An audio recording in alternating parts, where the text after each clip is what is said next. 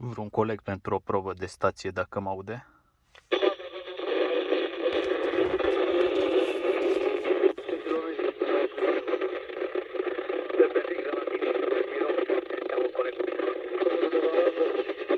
De unde e zis colegul de la Giroc?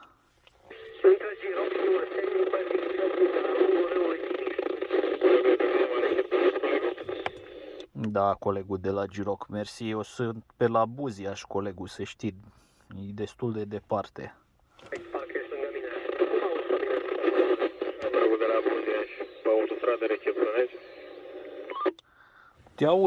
Te aud bine, dar e bruiaj mare, colegul de la Giroc. Și colegul de pe autostradă, te aud și pe tine bine.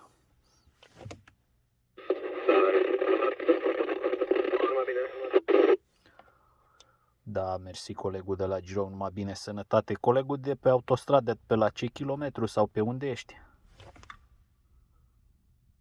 Colegule, 481 parcă. Un coleg care vine de la Timișoara la Lugoj pe drumul 10. 481? Da, colegul, da. Da, bine, mersi, colegul, numai bine, sănătate. La fel, colegule.